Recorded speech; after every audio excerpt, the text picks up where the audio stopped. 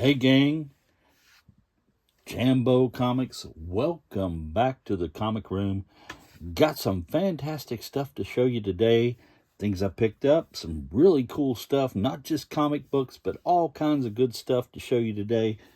I'll show you exactly what I'm talking about with some stuff I got from my good friend Kevin at Gotham City Comics. He sent me some really cool stuff. Let me show you. Like this. Sent me this cool poster.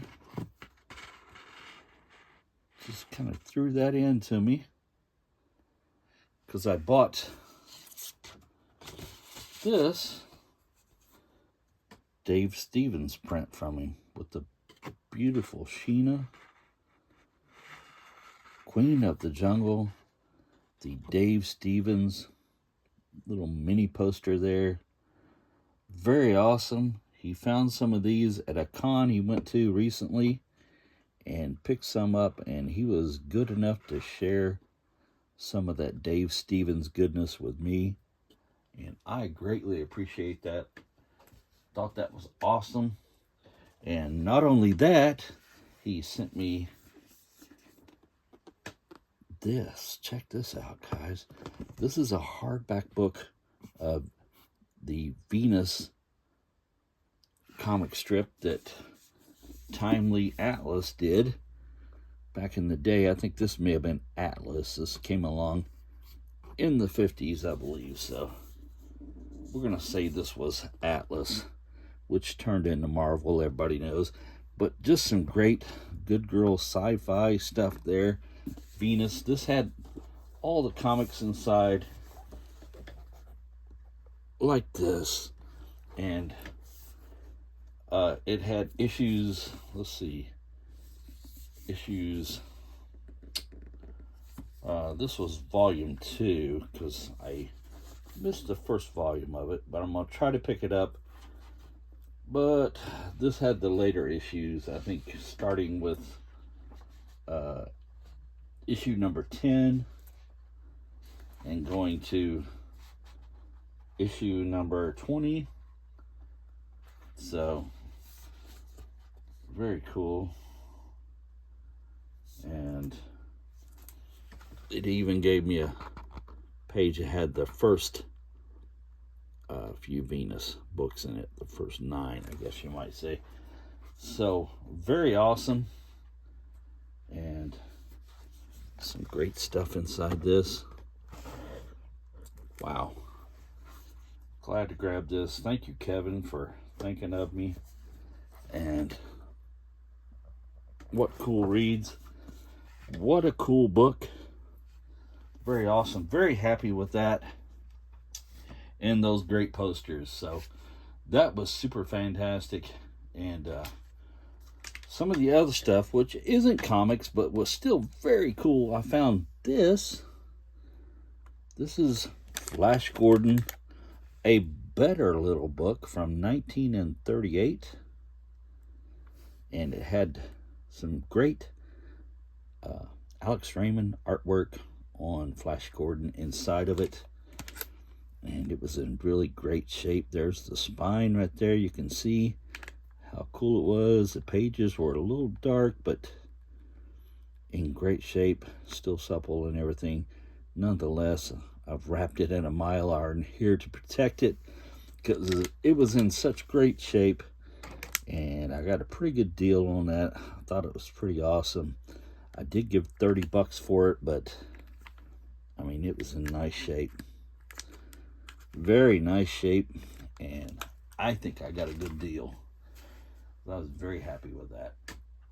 All right, and just picked up a few books that I needed to replace this one in my Defenders run because the one I had several creases in it. It just wasn't very eye-appealing, so I thought I'd grab this one up. Number 34, the Defenders and Nebulon.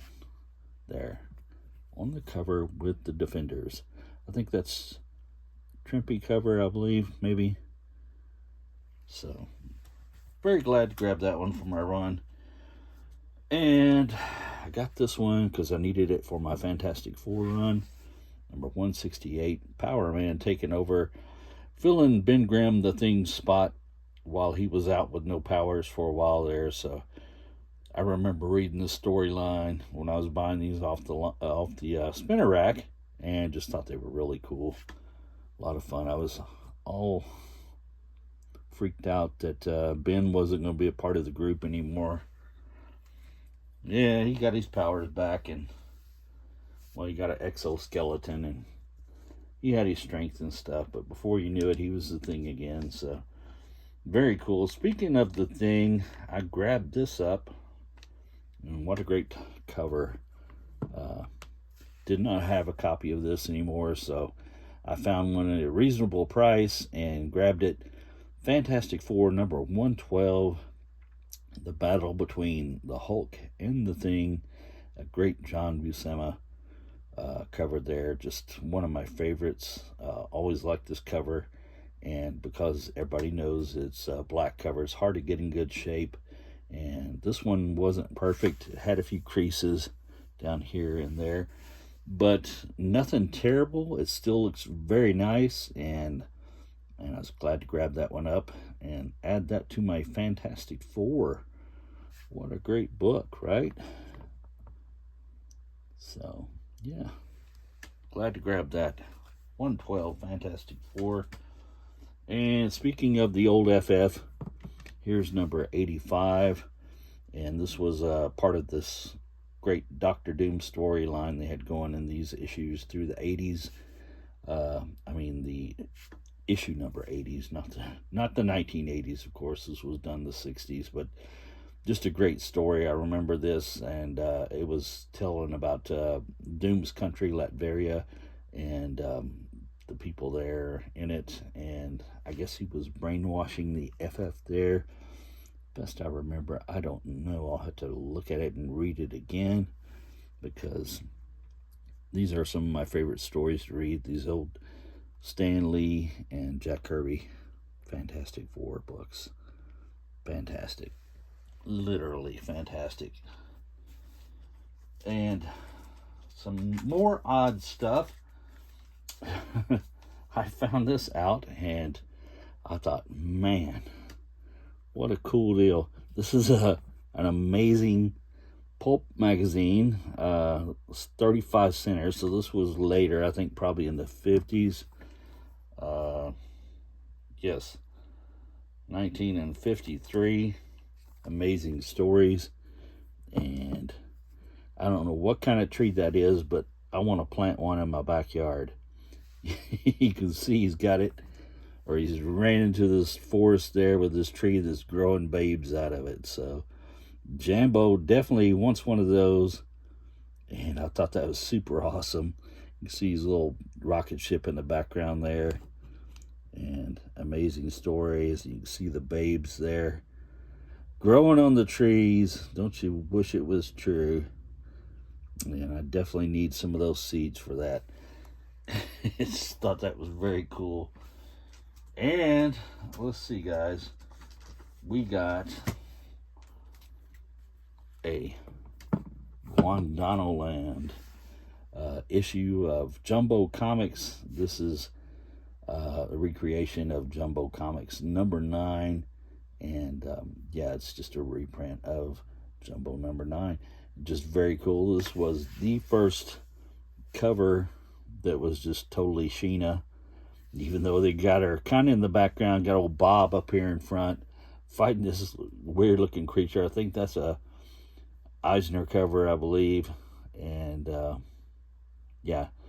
just very cool. Might be Lou Fine, maybe Lou Fine, but just a weird looking character there. But her first cover, the first Jungle Sheena cover there, number 9 of the Jumbo run. And I think this was when they started making the Jumbo comic series kind of a regular format, and they shrunk them down from the giant size. They were really Jumbo comics, and they were like the old tabloid newspapers or something like that when they first started. But this one here was of regular size, and it is Sheena's first cover appearance by herself on the cover. So let's just put it that way. And it's from the original comic was 1939, I believe. Yeah, 1939. And yeah, just looking forward to going through that again and checking it out. A Guandanoland comic. And it was pretty cool just to get that, to have it to read. So, all right, guys. And yeah, I picked up a Golden Age #1. And this comic I had kind of been, well, I'd noticed it off and on when I was younger. I looked through the price guide. I knew you guys did that too. And the old photo journals, the Gerber photo journals. And I would see this cover and I thought, wow, that's kind of wild looking. But here it is from 1953. Zip-Jet from St. John Publishing's #1. Zip-Jet #1. And just always thought that was a cool cover. The monster in the background there, and Rocket Man and Rocket Girl there is what they used to be called. But I think it was Zip-Jet and Becky, maybe. I think was the names they gave them here. But they were published first, Rocket Man and Rocket Girl by Chesler. So I guess they kind of picked that up. And I think there was a couple of reprints in this. But just Zip-Jet #1 from St. John's Publishing in 1953. And you can see that came from the Leon collection there. And the Leon pedigree. And I was glad to get it. It had a few, problems on the spine there, creases and stuff like that. I'll get tear down through here. I had a tear seal. Somebody had sealed it up. But that doesn't bother Jambo. I mean, the book itself was in pretty decent shape. Like I said, some wear on the spine. And the inside pages were, they were cream and maybe lightly tan.